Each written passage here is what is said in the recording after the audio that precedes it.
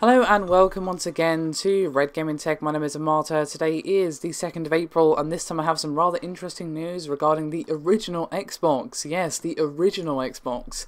Something I bet you didn't think you'd be hearing about again, well, ever. As according to an article that came out a couple of days ago, so it's not an April Fool's as some people actually speculated, at some point in the original development of the Xbox, Microsoft considered making the console free.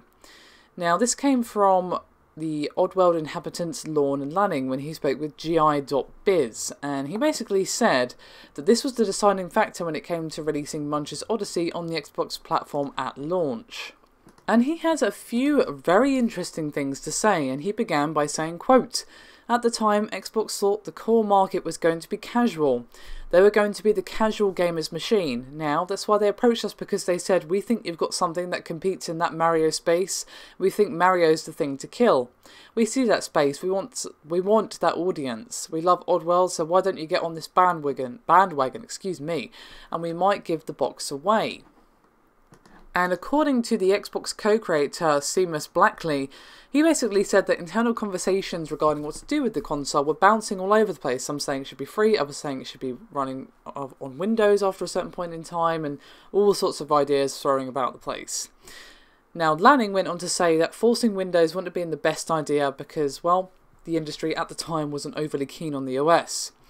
And he said, quote, "You got the brand that everyone resents having to buy. How's that going to work in the entertainment industry? See, we don't need your OS in the entertainment industry. We don't need shit from you in the entertainment industry. In fact, if anything you do runs like fucking Windows, we don't want anything to do with it, right?" That was a very common perception. There was a lot of resistance. It was Microsoft Game Studios, fuck Microsoft, and we weren't around the world defending them. We said, look, this is about building better environments for developers so that you can get better games at cheaper prices and developers can stay in business longer. Obviously, Microsoft eventually decided against the idea of a free Xbox and, of course, released Windows on it. But, of course, the ideas behind the latter obviously have come into the Xbox One, of course, with the Windows 10 cross-play and cross-buy applications that are coming into play very soon.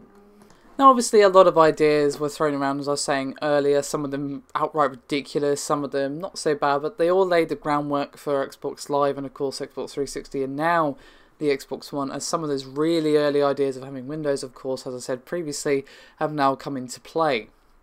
So it's really interesting to see how previous ideas have now actually come into play, although in a highly evolved form. Of course, they're not going to have survived all those years completely untouched. They will have to evolve with the times and, of course, the platform in question.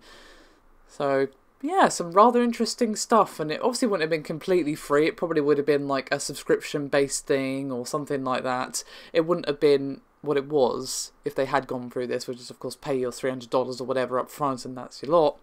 It would have been something else. They would have found another method of monetization. I don't know if subscription could really work for a console. I don't really know. But obviously that's not something we've ever seen, really. No company has ever done that, and I don't think they ever will, to be completely honest with you, as consoles are just getting more and more expensive to make.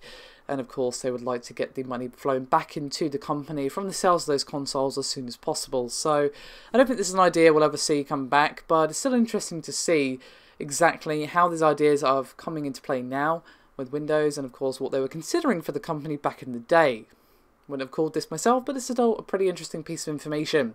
Now, I will link the original source of this particular interview in the description below this video if you wish to give it a read. I've covered up pretty much everything of importance here, but if you want to read it anyway, then it is there for your perusal. Anyway, that is me done for this video, but do let me know your thoughts and opinions, and I'll see you next time.